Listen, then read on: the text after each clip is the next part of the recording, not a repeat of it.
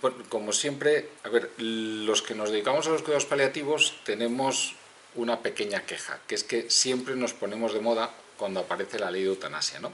Entonces parece que son los momentos críticos en los que de repente se intenta sacar de algún lugar, a ver dónde estaban los de paliativos, y entonces los de paliativos, pues perdonadme esta pequeña reivindicación, pues llevamos unos cuantos años aquí, llevamos unos cuantos años también intentando sacar adelante la especialidad, que se nos reconozca como tal, que se nos permita enseñar en las universidades, en todos los lugares, y que se nos permita enseñar este modo de cuidar, que en el fondo es recuperar algo que culturalmente hemos sabido siempre hacer, pero que ahora ha quedado olvidado, y que nos permiten pues recordar, que nos permitan recordar a todo el mundo y que nos permitan recordar a la sociedad pues determinadas cosas que nos harían pues ser mejores, ¿no? O por lo menos es lo que voy a intentar sostener durante esta reunión. Voy a hacer una pequeña introducción de por qué creo que hemos llegado a la situación en la que estamos, por qué acaba apareciendo una ley de eutanasia. Pero sobre todo me voy a centrar en leer e intentar glosar un poco una reflexión que ha hecho un alumno de medicina, de sexto de medicina de la Autónoma, que ha rotado hace poco con nosotros. Y creo que es muy buena la reflexión que ha hecho. Pues bueno, a lo mejor para los que no seamos, casi todos creo que muchos sois del mundo de la sanidad, y entonces entenderéis a lo mejor más cuando empiece a hablar de los casos clínicos, de las situaciones, pero yo creo que a todos nos va a aportar mucho, y sobre todo vamos a ver cómo alguien que se le enseña qué son los cuidados paliativos y aprende cuidados paliativos, reflexiona y hace un cambio respecto al final de la vida, ¿no? ¿Por qué llegamos a una situación en la que aparece una ley de eutanasia? Bueno, podría decir de forma simple porque es una especie de huida hacia adelante de la sociedad. Por ejemplo, la sociedad actual huye de la muerte, no acepta la muerte, tiene la muerte como tabú, algo que todas las culturas han sabido siempre darle respuesta y darle un lugar. La nuestra lo oculta, y una forma de ocultarla es no enfrentándose a ella a través de una ley de eutanasia. Por ejemplo, ¿no? Los que seáis más del mundo de la psicología, esto lo entendéis pues muy bien, ¿no? Es una forma de negar la realidad. Hacemos que la situación aparentemente desaparezca y, por lo tanto, ya no nos preocupa. ¿Por qué hemos llegado a una situación así? Hay una editorial muy interesante del New England que es Death and the Research Imperative. Es una editorial de los años 80, que además, pues cuando se pone de moda, se relanzó otra vez en torno al año 2000, ¿no? En la que explica básicamente que la medicina se ha olvidado de que también tiene que estar al final de la vida, que parte del tratamiento médico también es tratar el proceso de morir. Ha planteado que la muerte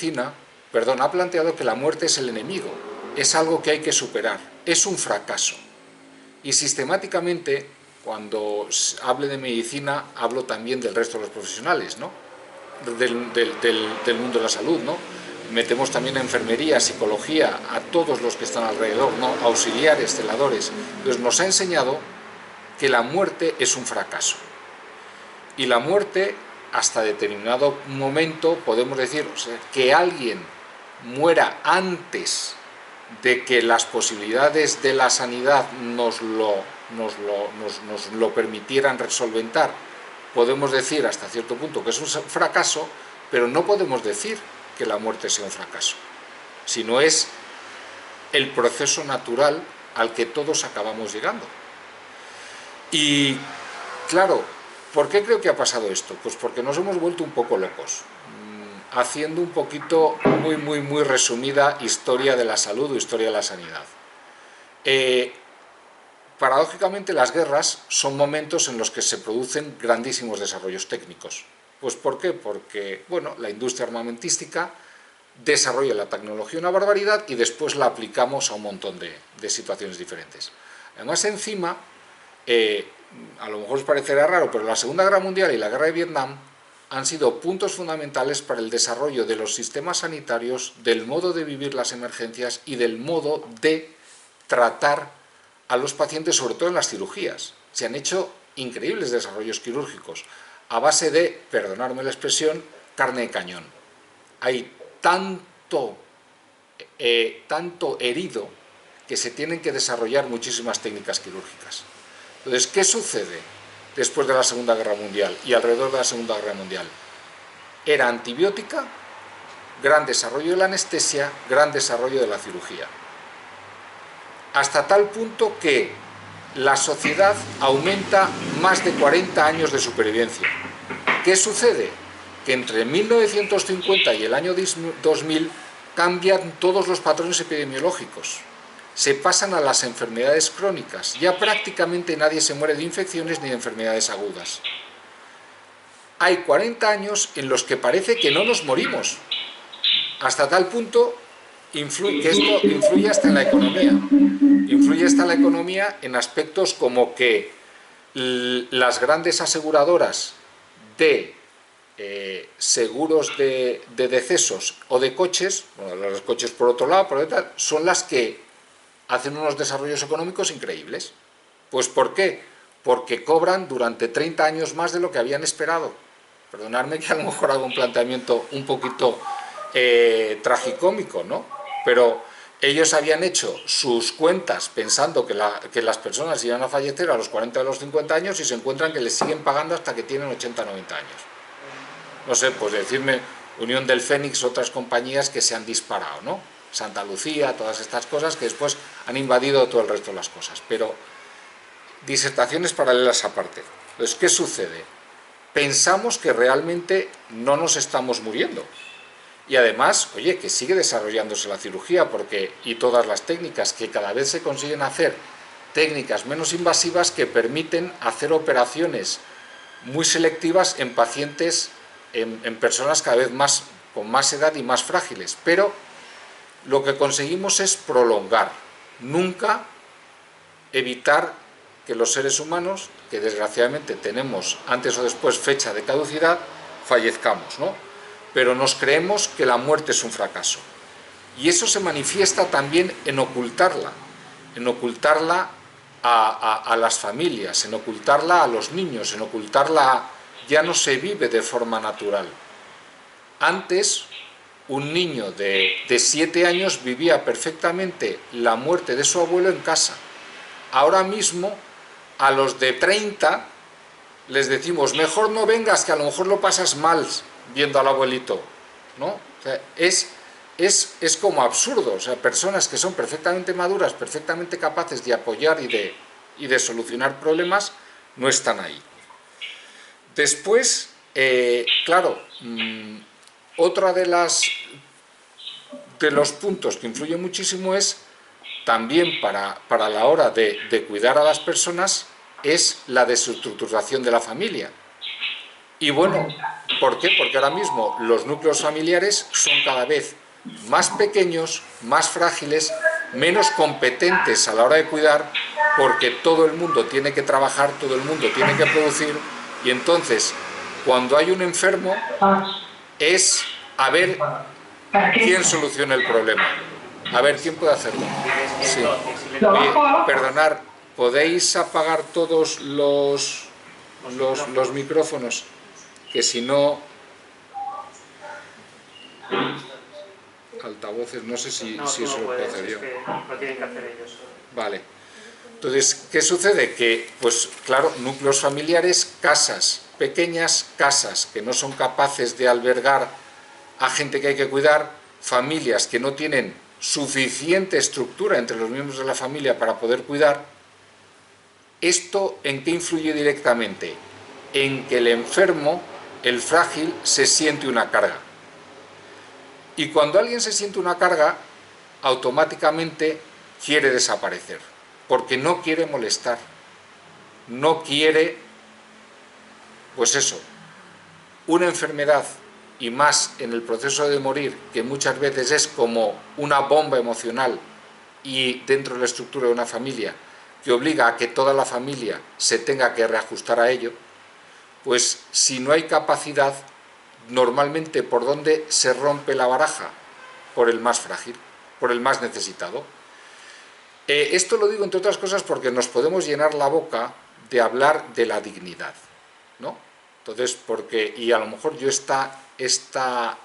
en esta disertación estoy cargando demasiado la mano en lo emocional vital.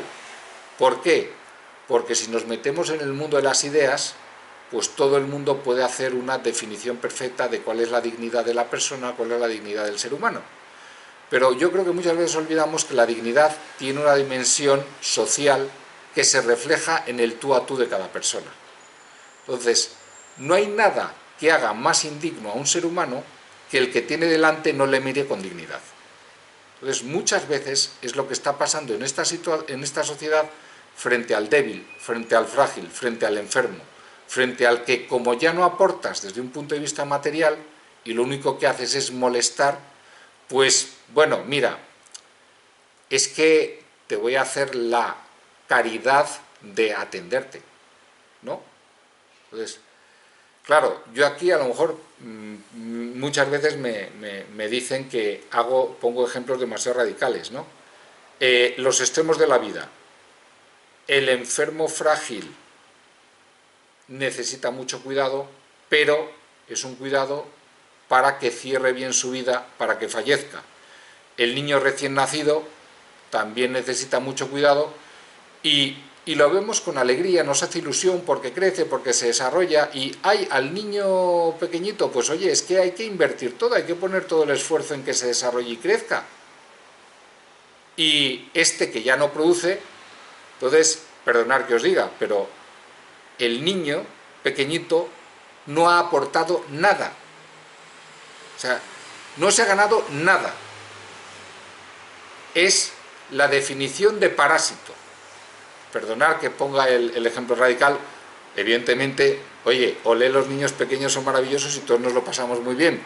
Pero entenderme en términos materiales estoy hablando, ¿no?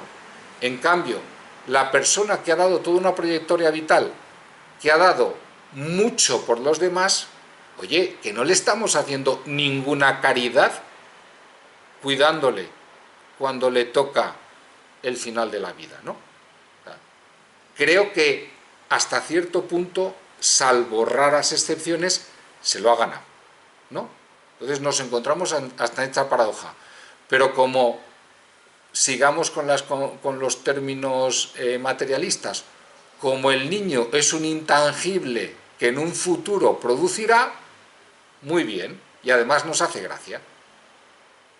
Como el paciente, perdonar, apagar los micrófonos. Hola. Es que, a ver, como la persona mayor.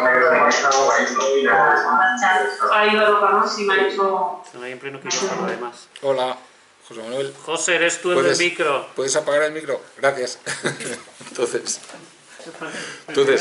como con el enfermo, y ya hablo del enfermo con enfermedad avanzada porque tampoco podemos asimilar el final de la vida a la geriatría, al anciano, aunque sea más frecuente, ¿no? Pero como este ya no nos va a producir en un futuro, pero yo también en estos términos digo que es falso, porque el cuidar al paciente con enfermedad avanzada, al paciente frágil, también es un intangible. ¿Por qué? Porque lo que nos da es valores personales, lo que nos da es desarrollo vital, lo que nos da es familias y personas sanas, porque nos podríamos meter también en el otro gran tema de el peaje de la eutanasia, porque aparentemente solventamos la situación, pero después la carga de, pues eso, el peso de conciencia de no pude estar ahí al final con mi padre, con mi marido, con mi hijo, con mi esposa, porque una situación emocional dura me superó, porque no tuve apoyo y tuve que recurrir a, no lo sé. Yo es que creo que también hay determinados cascabeles que nadie se atreve a poner, ¿no? Pues se puede hablar las mujeres, la situación psicológica de las mujeres que han abortado.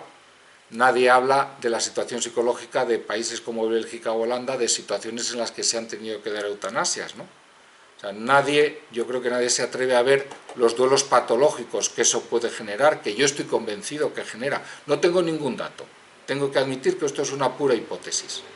Pero, oye, si yo he tenido, porque no he tenido medios para cuidar, he tenido que acabar con la vida de alguien a quien quiero, eso es imposible que no me pase peaje. No lo sé. A mí me pasaría. No sé si a cualquiera de vosotros, pero si a mí me sucediera con mi padre o con mi madre o con alguno de mis hermanos, estoy convencido que me pasaría, ¿no? Entonces, pues, claro, estamos ahora mismo en la disyuntiva de qué respuesta le damos al sufrimiento al final de la vida. Porque evidentemente al final de la vida hay sufrimiento. Eso no se puede negar. O sea, tampoco es cierta una visión de los cuidados paliativos de, oye, qué bonito es todo, qué bien cuidamos y qué maravilloso. No. O sea, el proceso de morir es algo duro. Pero ¿cómo ayudamos a afrontar ese sufrimiento? Entonces, ¿qué sociedad queremos tener? ¿Qué queremos elegir? ¿Una sociedad que sepa y aprenda a cuidar? ¿O una sociedad que la respuesta que dé al sufrimiento es la eutanasia, ¿no? Son dos respuestas que se pueden dar. Entonces, ¿qué elegimos? Y la respuesta también es, he hablado antes de dignidad, no plantearse porque si alguien está pasándolo mal y no le das ese apoyo y todo el mundo dice, oye, pues yo no puedo, no te voy a matar, pero tampoco atiendo tu sufrimiento. Eso también es un tipo de ensañamiento, de encarnizamiento, que te hace comprender determinadas situaciones, ¿no? Que no podemos a lo mejor ponernos a discutir más a fondo, ¿no? Pero eso también provoca una carencia, que yo creo que es otro de los problemas que estamos teniendo en esta sociedad, que induce de forma indirecta también a la eutanasia, porque si alguien que está sufriendo no le decimos no te puedo matar, pero no le damos una respuesta, no le damos unos buenos cuidados paliativos, eso también es cruel, ¿no? No podemos negarlo. No sé, a lo mejor alguno me habéis oído hablar de este ejemplo, pero lo que me pasaba a mí cuando era residente en las guardias de puerta de urgencia del Clínico de Madrid, que bueno, entender esta situación como humor, porque también los profesionales necesitamos alguna salida, ¿no? Pero cuando, por ejemplo, nos llegaba a la urgencia un abuelito abuelísimo con demencia que entraba por la puerta de la urgencia al grito de ¡otro calamar! ¿Por qué? Porque tenía la sabanita puesta hasta la nariz y sacaba los dedos. Y entonces lo único que se le veía era la nariz y mover los dedos. Y otro gritaba ¡Whopper completo! Y se le empezaba a hacer placa de tórax, electrocardiograma, análisis absolutamente de todo, que no tuviera... O sea, se le miraba de arriba abajo todos los órganos del cuerpo, para decir, al final de la atención, vuelva a su casa, no hay patología aguda en el momento actual. Claro que había una patología aguda. Había alguien que necesitaba ser bien cuidado y una familia agotada detrás de eso, que le peloteábamos a esa persona, porque no había una patología aguda, porque la medicina no sabía dar respuesta a eso, porque la medicina no sabía enfocar cómo había que cuidar a esa persona. Entonces, yo voy a leer ahora y voy a hablar un poco del descubrimiento que ha hecho este alumno, pero yo sufría eso en mis años de formación como médico especialista, hasta que de repente, por casualidades de la vida, hice una rotación en una unidad de cuidados paliativos y dije, esto me da muchas respuestas que no estaba encontrando en mi formación, que desde un punto de vista científico-técnico era muy bueno, pero respecto a situaciones de sufrimiento al final de la vida y de pacientes crónicos y de pacientes frágiles, no me resolvía nada. ¿no? Entonces, esto es, desde mi punto de vista, la visión de lo que estamos sufriendo y por qué tenemos sobre la mesa una ley de eutanasia, que otro debate muy interesante sería el decir cómo se ha puesto sobre el tapete y en qué circunstancias, ¿no? Porque esa es otra que bueno, pues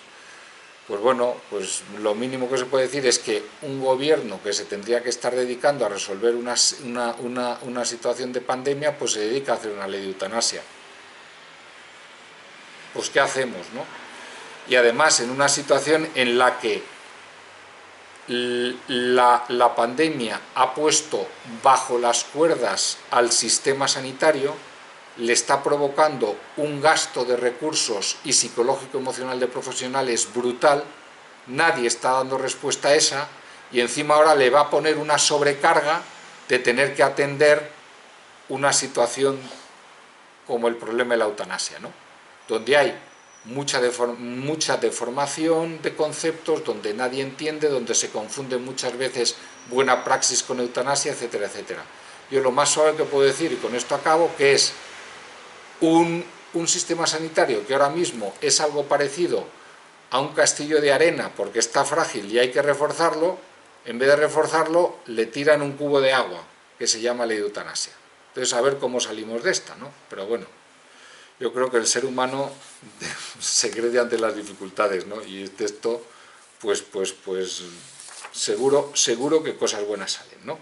Pero ahora ya, después de hablar un poco de por qué creo que estamos en esta situación, voy a hablar sobre la reflexión que ha hecho este alumno, donde expone 4 casos clínicos de los que ha aprendido y al final hace una reflexión personal, ¿no? Entonces, el primer caso es, bueno, voy a cambiar los nombres, no creo que se reconozcan, es Ana, paciente, mujer de 65 años, con antecedentes oncológicos de neoplasia de colon y carcinomatosis peritoneal diagnosticado en 2019, que acude a urgencias por cuadro de estreñimiento de 3 días de evolución asociado a dolor abdominal generalizado, con más intensidad en el flanco izquierdo y vómitos marronáceos de contenido no claramente fecaloideo.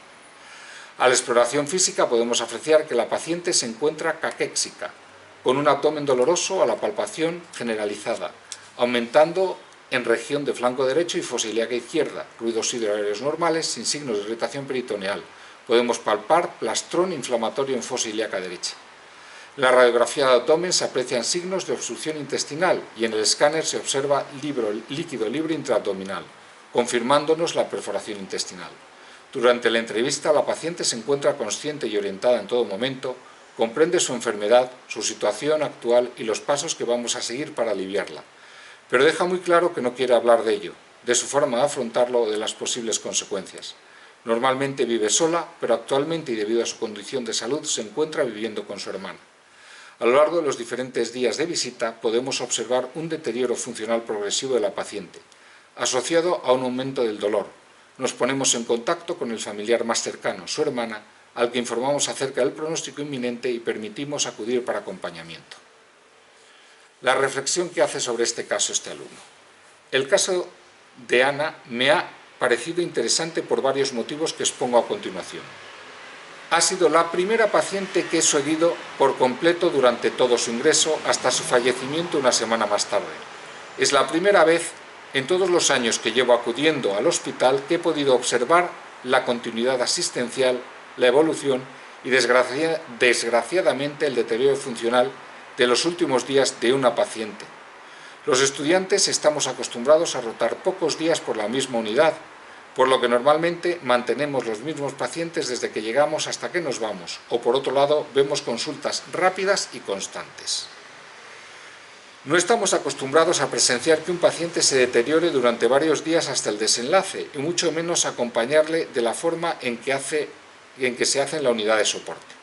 En este caso, significó para mí un antes y un después. Un antes en el que conocía que el fallecimiento, el mal pronóstico o el mal camino de un paciente podían ocurrir y ocurrirían, pero de los que no era del todo consciente, o si lo era, de una forma muy superficial y desde un punto de vista muy biológico. Un después en el que he sentido el deseo de mejoría de un paciente, la negación al desenlace que se avecina y la sensación final de impotencia al no poder ayudar de la forma que suelo presenciar a ese paciente. Durante los primeros días en que acudimos a ver a Ana, me chocó mucho el aspecto que presentaba, una paciente postrada y caquética de suma fragilidad. Tanto me impresionó que me daba reparo en realizar la exploración o decir algo que pudiese agravar el estado tan frágil de la paciente. De forma inconsciente, y sobre todo los primeros días, cuando desconocíamos que la paciente se encontraba perforada, tenía la confianza de que, a pesar de sus antecedentes oncológicos y enfermedad de base, Ana podría llegar a recuperarse. Creo que a pesar de la posterior perforación y el deterioro funcional que presentó la paciente durante los siguientes días, inconscientemente y como mecanismo de defensa, me negaba a pensar en el desenlace que ocurriría. Por otro lado, me impactó enormemente la forma de comunicar y acompañar de la unidad de soporte durante todo el proceso. Pude apreciar por primera vez elementos del manejo y de la entrevista clínica que resultaban desconocidos para mí hasta ese momento. Experimenté lo que significaba acompañar a un paciente durante un proceso de últimos días, brindándole apoyo, cuidado, compañía y desahogo, aunque nuestra paciente no quisiese utilizarlo de forma verbal. Me asombró enormemente la cercanía y cuidado de la entrevista, con una exploración de aspectos inusuales para mí hasta ese momento. Además, fui testigo de la información de malas noticias y apoyo a la hermana, de su afrontamiento y situación de angustia durante los últimos días. Para mí fue una situación bastante impactante, dado que me sentía apenado por Ana y además por el sufrimiento que desbordaba a su hermana. Ese día fue como un jarro de agua fría de realidad. Normalmente estamos acostumbrados a empatizar con el paciente de forma muy superficial, pero la verdad, ese día llegué a notar cómo esa sensación de tristeza y angustia podía calarte sin que te dieras cuenta, llegándote a acompañar a lo largo del día. Si me hubiese enfrentado a esa situación yo solo, posiblemente habría bloqueado esas emociones, lo cual al final habría repercutido negativamente tanto en el paciente como en su familia. Agradezco mucho haber estado bajo la tutela del equipo de soporte para gestionar ese momento. Por último y como conclusión, creo que el caso de Estrella fue el que me abrió la puerta a algo que había experimentado en la rotación de medicina de familia, pero de una forma más superficial. Me abrió la puerta a la vida de los pacientes y de sus familiares en los momentos más vulnerables. El hecho de que en ciertas circunstancias la posibilidad terapéutica es mínima y siempre se puede realizar una intervención para conseguir que el paciente se encuentre lo más confortable posible, evitando el sufrimiento de los últimos días. Bueno, creo que es bastante impactante y explicativo, ¿no? Pero yo comentaría algunas cosas, ¿no? Primero, que me hace gracia el hecho de tener que utilizar el tema de equipo de soporte, unidad de soporte hospitalario. Esto es algo que nos pasa sistemáticamente a los equipos de cuidados paliativos. No podemos decir cuidados paliativos porque el primero que se asusta es el médico que nos tiene que derivar al paciente. ¿Cómo voy a decir cuidados paliativos? Primero porque si el paciente oye cuidados paliativos, piensa que en vez de un médico va a llegar la señora de la guadaña. Entonces, pues tenemos que utilizar eufemismos, ¿no? Y después, pues lo que dice un alumno de sexto, que no sé en este texto cuántas veces ha aparecido la palabra primera vez que estamos enseñando. Sexto de medicina, y es la primera vez que le hace un seguimiento completo a un paciente. Es la primera vez que se enfrenta al final de la vida. Es la primera vez que él mismo se tiene que hacer... Es que, bueno, ahora mismo no podemos curar, pero podemos cuidar, y entonces, tal. Y al final él mismo acaba diciendo que siempre se puede hacer algo. O sea, que es una de las grandes falacias del planteamiento de la eutanasia, es decir, es que ya no se puede hacer más. Es que ¿para qué seguir así? Es que ¿para qué mantener si esto ya no es vida? Aquí tenemos pues el trabajo más o menos bien hecho, porque todos los profesionales de paliativos, como los de cualquier otra profesión, hay días que nos levantamos mejor, peor, más enteros, menos enteros, hay veces que hacemos las cosas mejor, peor, Pero bueno, pero en líneas generales, bueno, esto pues a nosotros como equipo nos alegra. ¿Por qué? Porque este alumno en su formación se ha quedado con la idea de siempre hay algo que hacer, ¿no? Pues eso, por decir este primer caso, pues a lo mejor lo podríamos titular como ¿qué es la enfermedad terminal? ¿Qué es el proceso de la muerte? O la caída del guindo del alumno de sexto, que por primera vez se le hace afrontar esta situación que como profesional y como persona tiene que ser capaz de llevar, y además descubre que se pueden hacer cosas, y además descubre que le damos herramientas para que él mismo sea capaz de manejar la situación y el impacto vital que le está generando, ¿no? Pues ¿por qué? Vuelvo a lo mismo. Es que, aparte de ser alumno de sexto, es también la propia vida, ¿no? ¿Cómo es posible que la propia vida no le haya hecho ver, vivir o tener estas cosas, ¿no? El segundo caso lo puedo definir como el paciente, a lo mejor diciendo antes, como el paciente adaptado. Y ahora lo voy a leer, ¿no? Lo voy a leer, pero a lo mejor pues me gustaría que pensarais en términos de ¿realmente las personas al final de la vida creen que ya no hay sentido? ¿No? O sea, pues a algunas les puede suceder y se les puede ayudar, pero muchas de ellas encuentran sentido, ¿no? Y encuentran a lo mejor una riqueza y un sentido que no habían sido capaces de captar hasta ese momento, ¿no?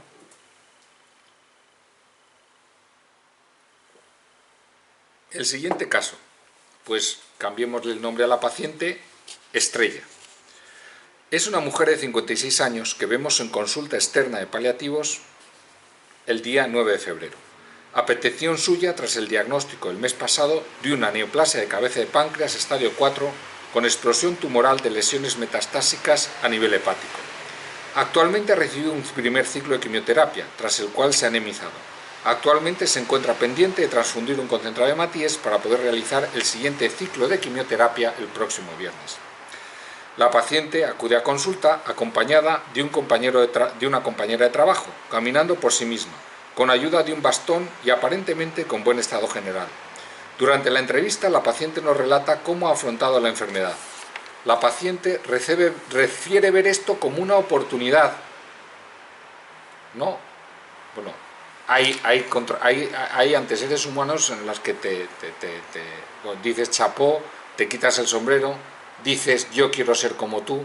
A mí a veces cuando me preguntan por qué me dedico a los paliativos, pues entre otras cosas porque muchos pacientes me han dado lecciones de vida y me han enseñado un montón, ¿no? Con un tono de voz muy energético y muy convencida de sus ideas, exponiéndonos de forma confiada, clara y concisa los planes que tiene para los próximos meses y remarcando la oportunidad de centrarse en lo que de verdad es importante y terminar de gestionar algunas cosas. Presenta un buen entorno social con el que se han distribuido las tareas, compuesto por amigos y sus hijos. La paciente vive sola, pero se encuentra en proceso de alquilar un piso junto a sus 2 hijos menores, los cuales serán los que la cuiden y atiendan durante todo el proceso. Refiere que recibe mucho apoyo de todos sus allegados, lo cual transforma en sentimiento de agradecimiento que le ha sido devuelto, ¿no? Volvemos a la idea de dignidad, ¿no? Sentirse agradecido sí, pero hacerle sentirse a una carga a un paciente frágil, no, ¿verdad? Y además pues vemos cómo el mismo paciente se da cuenta de eso, ¿no? La paciente refiere tener muy claro que no va a luchar contra el cáncer y que ella y el dolor se van a llevar muy bien, teniéndolo muy claro en todo momento y expresándolo con seguridad, ¿no?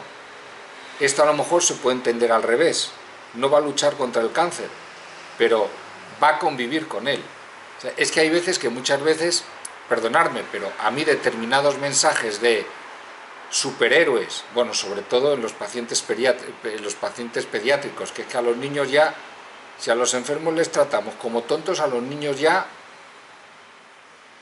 triple salto mortal, supervitamina, super no sé qué, super no sé cuántos, y el pobre chavalito, bueno, no voy a decir, pues evidentemente, pues ojalá que se salven muchos, ¿no? Pero llega un momento que es que equivocamos el concepto de lucha. O sea, aceptación es un modo muy digno y muy noble de luchar. No hay que hacer, resistirse. No. Hay veces que no se puede. No se puede, ¿no? Y lo más lógico es esto, ¿no?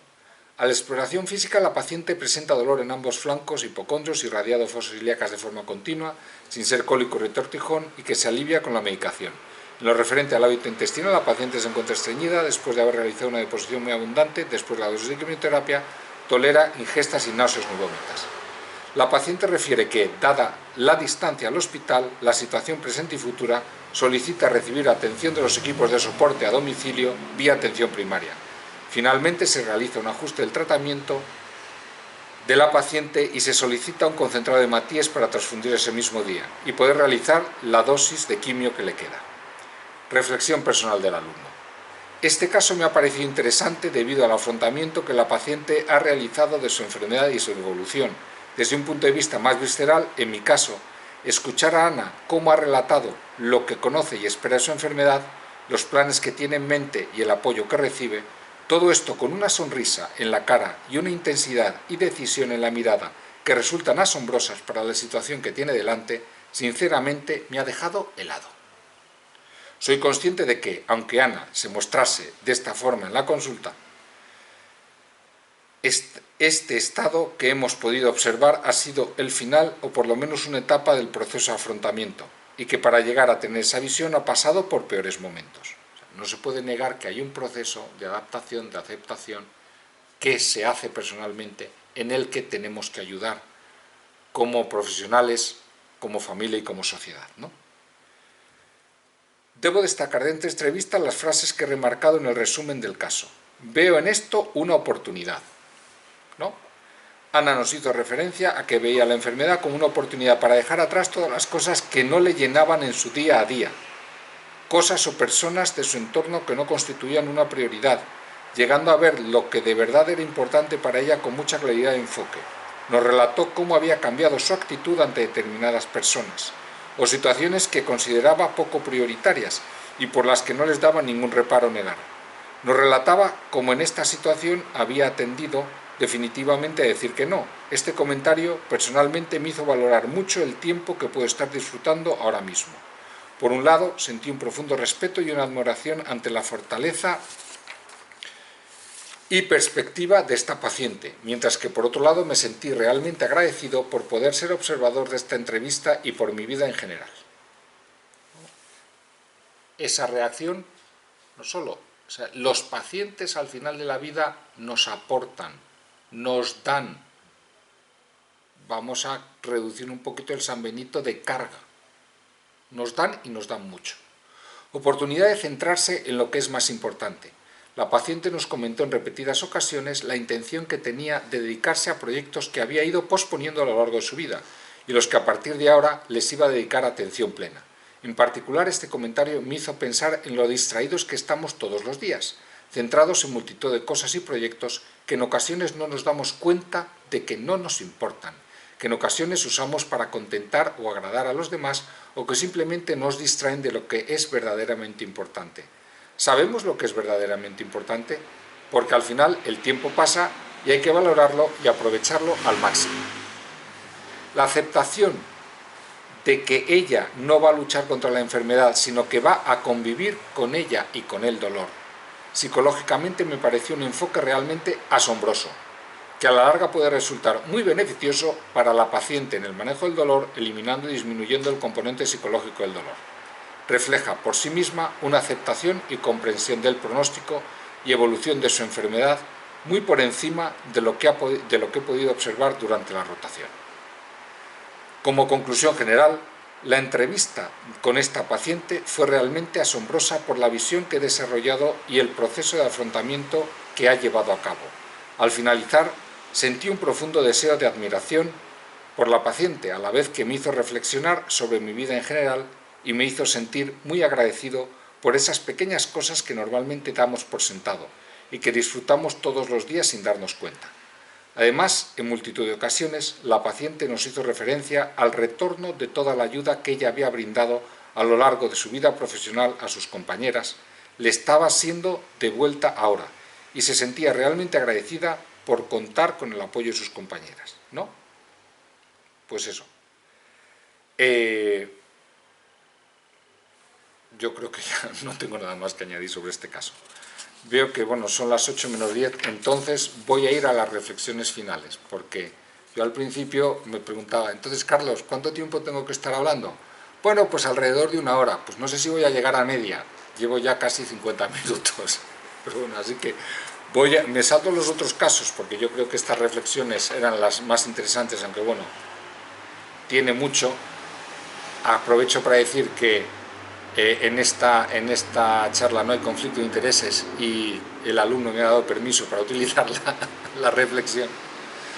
La reflexión general que hace al final, ¿no? Después de estos casos y otros de los que habla.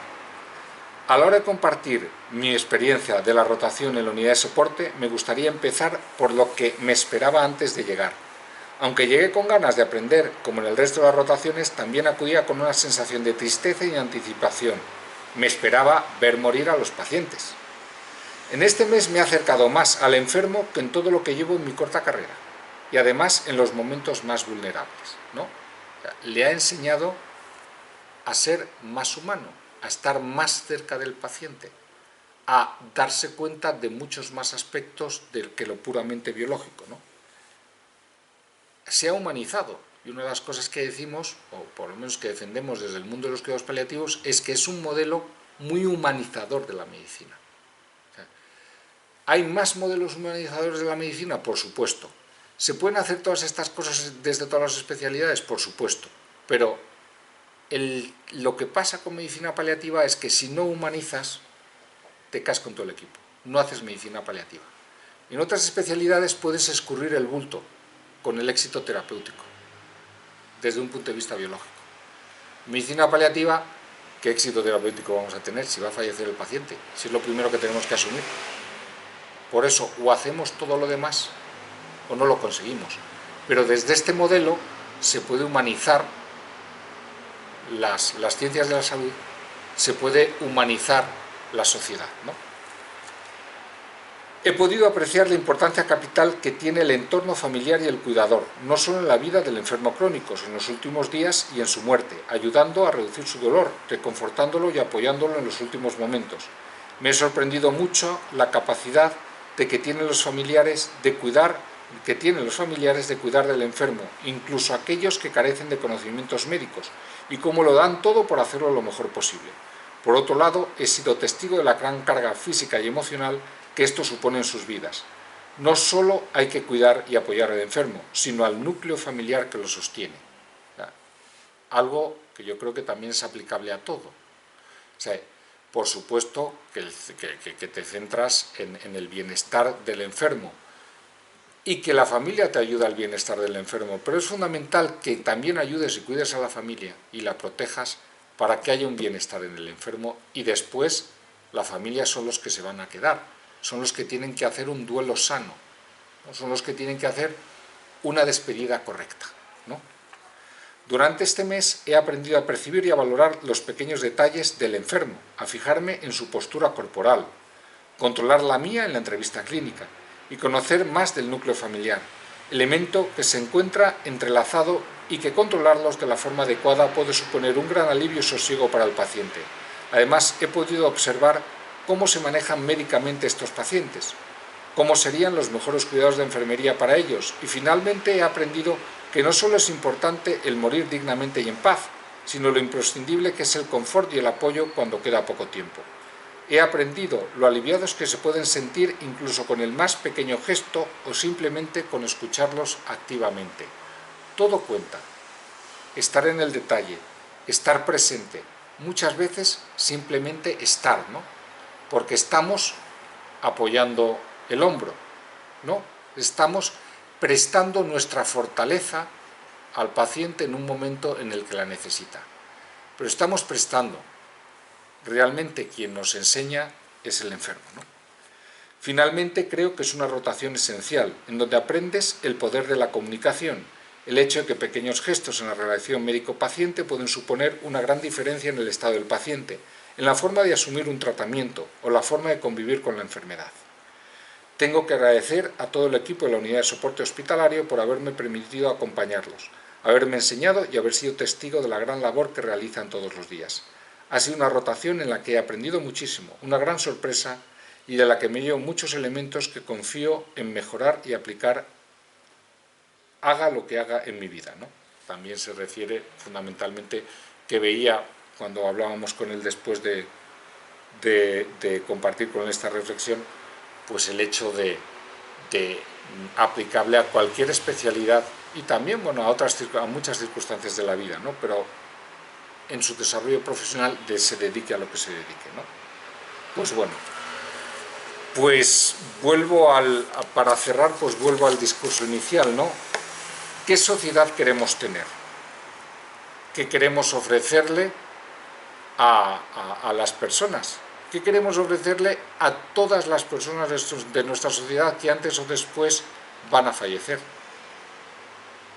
Unos buenos cuidados, un agradecimiento a lo que han dado, un ayudarles a adaptarse y aprender de cómo ellos se adapten y aprenden a priorizar, o queremos una sociedad mecanizada, deshumanizada, que acabe practicando la eutanasia, ¿no?